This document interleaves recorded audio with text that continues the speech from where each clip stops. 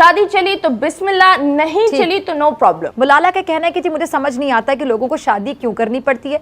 अगर आपको जिंदगी में एक साथी की जरूरत है तो इसके लिए शादी के कागजात पर दस्तखत क्यों करना पड़ता है। आज के इस वीडियो में पाकिस्तान मीडिया बात कर रहा है मलाला यूसुफजई के बारे में। दोस्तों आपको बता दें कि मलाला यूसुफजई एक एक्टिविस्ट है और अपनी एक्टिविटीज के लिए पूरी दुनिया में वो जानी जाती है। ये भी आपको बता दें दोस्तों कि उसका जन्म पाकिस्तान में हुआ था, पर फिलहाल आतंकवादियों से जान का खतरा होने की वजह से वो ब्रिटेन में रह रही है। कुछ दिनों पहले मलाला ने ब्रिटेन की एक मैगजीन को एक इंटरव्यू दिया था और उसमें एक बयान ऐसा दिया था जिसकी वजह से आज पूरे पाकिस्तान में भूचाल आ गया है। दरअसल उस इंटरव्यू के दौरान मलाला ने ये बयान दिया था कि लोगों को शादी करने की कोई जरूरत नहीं है, लोग बिना शादी किए भी पूरी लाइफ एज अ पार्टनर रह सकते हैं। और मलाला का ये बयान पाकिस्तानियों को जज नहीं रहा है। पाकिस्तानियों को लगता है कि मलाला एक तो मुस्लिम है और ऊपर से पाकिस्तानी है, तो मलाला का ये बयान उनके मजहब के और पाकिस्तान के खिलाफ है। और इसी वजह से पाकिस्तान मीडिया में भी और पाकिस्तान में मलाला के खिलाफ काफी गुस्सा देखा जा रहा है। इस विषय पर पाकिस्तान मीडिया और क्या चर्चा कर रहा है वो देखने के लिए शुरू करते इस वीडियो का अगला भाग। घने जंगल में दलदल के करीब बरसों से एक चूहा और मेंढक रहते थे। बातचीत के दौरान एक दिन मेंढक ने चूहे से कहा कि इस दलदल में मेरा खानदान सदियों से आबाद है और इसीलिए ये दलदल जो मुझे बाप दादा से मिली है ये मेरी विरासत है। चूहा उस बात पर कहने के चिढ़ गया। उसने कहा कि मेरा खानदान भी यहाँ सैकड़ों साल से आबाद है और मुझे भी ये जगह अपने बाप दादा से मिली और ये मेरी विरासत। अब ये सुनकर मेंढक गुस्से में आ गया और दोनों में तू मैं लड़ाई शुरू हो गई। बात इतनी बड़ी कि उनकी दोस्ती में फ़र्क आ गया और दोनों ने एक दूसरे से बात करना ही छोड़ दी। अब एक दिन क्या होता है कि चूहा मेंढक के पास से गुजरा तो मेंढक ने चूहे पर आवाज़ें कसना शुरू कर दी जो चूहे को बहुत बुरी लगी। उसके बाद चूहे ने ये किया कि वो घास में छुप कर बैठ जाता और जब मेंढक वहाँ से गुजरता तो उस पर हमला कर देता। आखिर तंग आकर एक दिन मेंढक ने कहा कि ए चूहे, तू चोरों की तरह क्या छुप छुप के हमला करता है? हिम्मत है तो सामने मैदान में आ ताकि खुलकर मुकाबला हो जाए, तुझे मेरी कुव्वत का पता चले। अच्छा, चूहे ने मेंढक का ये चैलेंज कबूल कर लिया और दूसरे दिन सुबह मुकाबले का वक्त मुकर्रर हुआ। मुकर्ररा वक्त पर एक तरफ से चूहा निकला, उसके हाथ में पौधे का एक लंबा सा तिनका था, दूसरी तरफ से मेंढक आगे बढ़ा, उसके हाथ में भी एक ऐसा ही तिनका था। दोनों ने एक दूसरे पर जोरदार हमला किया और दोनों एक दूसरे से लड़ने लगे। अब ये लड़ाई जारी थी कि दूर हवा में उड़ती हुई एक चील ने देखा कि एक चूहा और मेंढक आपस में लड़ रहे हैं। चील तेज़ी से उड़ती हुई नीचे आई और एक झपट्टे में दोनों पहलवानों को अपने तेज़ नोकीले पंजों में दबा कर ले गई।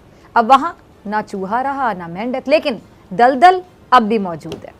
अब इस कहानी का क्या नतीजा निकलता है? मलाला यूसुफजई के इंटरव्यू ने सोशल मीडिया पर आपने देखा है कि एक नई बहस छेड़ दी। हर कोई इस इंटरव्यू पे बात कर रहा है, कमेंट दे रहा है। अब 2 रोज़ पहले आपको बता दें कि पाकिस्तान की पहचान मलाला यूसुफजई, जिनको दुनिया उनकी ख़वातीन की तालीम और हुकूक के लिए जद्दोजहद पर सराहती है, उनकी बड़ी तारीफ़ की जाती है। बहुत से लोग उनको अपना आइडियल समझते हैं। उनका बरतानवी फैशन मैगजीन ने एक इंटरव्यू किया और वो मैगजीन के सफ़ा अव्वल की जीनत बनी। मलाला ने अपनी ज़िंदगी के मुतालिक बहुत सी इंटरेस्टिंग बातें की, तालीम के मुतालिक अपनी स्ट्रगल के बारे में बताया, बात की, मगर साथ ही साथ कुछ ऐसी बातें कर दी जिन पर उनको बड़ी तनकीद का सामना करना पड़ रहा है। अच्छा, वो बात क्या थी जिस पे ज़्यादा तनकीद हो रही? मलाला का शादी के मुतालिक एक नज़रिया इस मुल्क के कल्चर और इस्लामी नज़रिए से मुताबिकत नहीं रखता। मलाला का कहना है कि जी मुझे समझ नहीं आता कि लोगों को शादी क्यों करनी पड़ती है। अगर आपको ज़िंदगी में एक साथी की ज़रूरत है तो इसके लिए शादी के कागजात पर दस्तखत क्यों करना पड़ते हैं? ये महज एक पार्टनरशिप क्यों नहीं हो सकती? अब मलाला के इस बयान ने काफ़ी सवालात खड़े कर दिए हैं और बहुत से लोग तनकीद भी कर रहे हैं, सवाल भी उठा रहे हैं, क्योंकि मलाला बैनुल-अक़वामी सतह पर पाकिस्तान की नुमाइंदगी करती हैं, पाकिस्तानी के नाम से पहचानी जाती हैं, पाकिस्तान के नाम से पहचानी जाती हैं। मगर सवाल ये उठ रहा है कि क्या उनके नज़रियात जो हैं मगरबी होते जा रहे हैं? क्या मलाला को मगरब की हवा लग गई है? जबकि एक तबके की राय ये है कि मलाला जो भी कहें, जो मर्जी बोले, इससे किसी को कोई लेना देना नहीं, किसी को कोई मसला नहीं होना चाहिए, ये उनका ज़ाती मामला है। क्या ये ज़ाती मामला है या फिर जब आप अपने वतन की नुमाइंदगी कर रहे होते हैं कहीं पर, अपने वतन के नाम से जाने जाते हैं, अपने मज़हब के नाम से जाने जाते हैं? और मज़हब से ज़्यादा मैं इस टाइम पे पाकिस्तान के हवाले से बात करना चाहूँगी कि सोशल पॉइंट ऑफ व्यू से या सोसाइटी के हवाले से अगर हम बात करें कि इस बात का, इस नज़रिए का माशरे पर क्या असर हो सकता है, ये माशरे में कितना बिगाड़ पैदा कर सकता है इस तरह का नज़रिया, इस पर बात करने के लिए मेरे साथ मौजूद हैं बहुत नामवर टीवी होस्ट मतीरा। मतीरा, बहुत शुक्रिया ज्वाइन करने के लिए। मतीरा, आपने बयान सुना, फिर आपने भी इस पर बात की। वालेकुम अस्सलाम, आई होप आप खैरियत से होंगी। मतीरा, ये मलाला के बयान पर काफ़ी ज़्यादा तनकीद का सामना करना पड़ रहा है मलाला को, सोशल मीडिया पर बहुत लोग डिस्कस कर रहे हैं, बल्कि आपने भी इस हवाले से अपनी राय का खुलकर इजहार किया। तो आप कैसे देख रही हैं ये मलाला का जो नज़रिया है? जो लोग कहते हैं जी मलाला की मर्जी, वो जो मर्जी बोलें, लेकिन लेकिन आपको लगता है कि जब हम कोई टीवी पर आता है या मलाला ने कितना नाम बनाया, पाकिस्तान की पहचान है मलाला, तो उस लेवल पर जाने के बाद मलाला पाकिस्तान की नुमाइंदगी क्या नहीं कर रही? वो जो भी बोलेंगी उनकी मर्जी, जो भी कहेंगी उनकी मर्जी।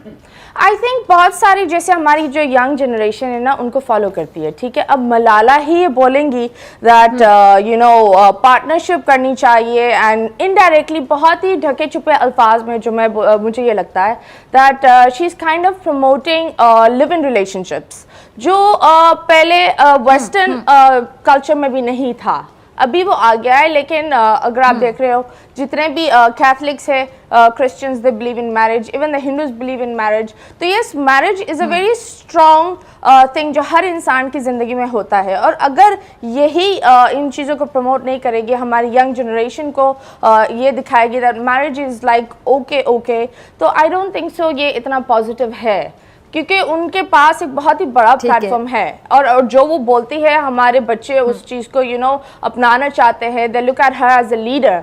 सो आई थिंक उनको थोड़ा सा सोच समझ कर बोलना चाहिए, उनकी राय जो भी हो, लेकिन फिर भी सबके लिए एक साथ ये नहीं बोल देना चाहिए दैट दिस इज। उन्होंने बेसिकली एक लाइन खींच दी that you know do we actually have to get married. इन्होंने ये एक सवाल उठा दिया है जो नहीं होना चाहिए, because I think marriage is a blessing. ठीक है, आपने बहुत प्यारी बात की। अच्छा मतीरा, एक चीज़ देखकर मुझे बड़ी हैरानी हो रही थी, बड़ी परेशानी हो रही थी कि बतौर मुआशरा पता नहीं हम कहाँ जा रहे हैं, कि आपने जब मलाला की इस बात पर आपने भी तनकीद की और आपने कहा कि नहीं ऐसा नहीं होना चाहिए, निकाह या शादी होनी चाहिए। आपने बड़ी प्यारी बात की, अपने तमाम मज़ाहिब को मेंशन किया कि सिर्फ इस्लाम में नहीं बाकी मज़ाहिब में भी शादी का कॉन्सेप्ट है, और ये बहुत अच्छी बात है। लेकिन बहुत से लोग ये एक्सपेक्ट नहीं कर रहे थे कि मतीरा ये बात करेंगी, यानी आप लिबरल हैं, आपका इस तरह का एक इमेज है, तो लोगों को लगता है कि मतीरा ऐसी बात क्यों करेंगी। तो इस पर आप ज़रा, मैं चाहती हूँ कि नाज़रीन को आज जवाब दें कि लोग ऐसे क्यों एक्सपेक्ट करते हैं किसी से भी कि आप इस बारे में ये राय रखेंगे या वो राय रखेंगे। आई थिंक लोग ज़्यादातर जज कर रहे होते हैं that you no she dresses like this, मैं इतनी मॉडर्न हूँ तो बिल्कुल ये चीज़ें मेरे लिए मैटर नहीं करती। लेकिन चंद चीज़ें बहुत सारे लोग के लिए मैटर करती है। जैसे मेरे बच्चा, I would really tell my kid to go for a निकाह। और जिस तरह लोग बोलते हैं दैट निकाह इज़ अ सुन्नत एंड किसी के साथ एक रिलेशनशिप में अगर आपको प्यार है किसी से एंड यू वांट टू आगे अपनी जिंदगी आपको नजर आ रही है, तो आप एक हलाल तरीके से why don't you do it, because it is just a small thing, it's a blessing from God.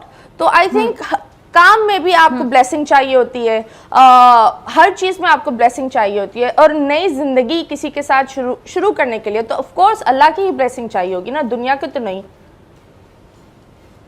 अच्छा मतीरा, पाकिस्तान से बाहर भी रही है, बाहर तो आपको पता है कॉन्सेप्ट है वहाँ पे कि वहाँ पर ये बॉयफ्रेंड गर्लफ्रेंड इकट्ठे रहते हैं, वहाँ पे शादी के बगैर भी आप इकट्ठे रह सकते हैं। लेकिन आज मेरे ख्याल से हम बहुत खुशकिस्मत हैं कि पाकिस्तान में रहते हैं, और कुछ इस्लामिक ममालिक ऐसे हैं जहाँ पर बाकायदा उसूल है कि आप शादी के बगैर नहीं रह सकते, जो कि बहुत अच्छी बात है, बहुत अच्छी बात है। अच्छा, आप जब वहाँ से कंपेयर करें, अगर बाहर के ममालिक में जहाँ पर रही कभी और पाकिस्तान को अगर आप कंपेयर करें, तो आप इस चीज़ को यंग जनरेशन को कैसे समझाना चाहेंगी, उनकी कैसी रहनुमाई करना चाहेंगी कि क्या डिफरेंस आपको नजर आया इस शादी के कॉन्सेप्ट से और ये फैमिली कॉन्सेप्ट जो हमारे यहाँ है या कुछ ममालिक में जहाँ पे नहीं है, तो वहाँ पे कितना बिगाड़ होता है? वेल आई थिंक कमिटमेंट बहुत ज़रूरी है, ठीक है। आप बॉयफ्रेंड और गर्लफ्रेंड की तरह रिलेशनशिप में रहे एंड एकदम से आप छोड़ दो एक दूसरे को, ये बहुत ही टॉक्सिक होता है, ठीक है। वो थोड़ी टाइम के लिए अच्छा होता है, नशे की तरह होता है, उस वक्त के लिए अच्छा होता है, लेकिन आगे के लिए बहुत ही टॉक्सिक है।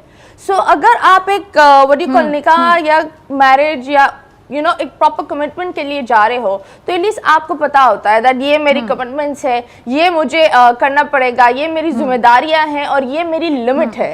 और मैं ये नहीं बोल रही दैट बहुत सारे लोग बोलते हैं आई एम डिवोर्स, तो मैं इधर बैठकर क्यों इतना ज़्यादा बोल रही हूँ। बात ये होती है दैट देखो, शादी हुई अच्छी बात है, अगर शादी नहीं चली एंड यू गेट डिवोर्स्ड तो नो प्रॉब्लम, तब भी आप दूसरी शादी कर सकते हो। So it's not a very big you know taboo नहीं बनाना चाहिए दैट एक इंसान को ये देखना चाहिए that you no toxic relationship में रहकर क्या होता है। आजकल एक फोन में अगर आप देख रहे हैं इंस्टाग्राम पर रिलेशनशिप एक फिल्टर की तरह हो गई है, तो आज इसके साथ है, कल उसके साथ है, परसों उसके साथ है, खूबसूरती तो रहती नहीं है पूरी टाइम। ऑफ कोर्स एक टाइम आता है जहां आपको एंकर करना चाहिए लाइफ में, और वो एक अगर आप निकाह करते हो तो ये एक परफेक्ट टाइम होता है एक बच्चे को समझाने के लिए कि ये जिम्मेदारी है, ये आपकी बेगम है, ये आपके शौहर है, और ये चंद लिमिट्स है और इन चंद लिमिट्स लेवल्स में आप दोनों को मैनेज करना पड़ेगा।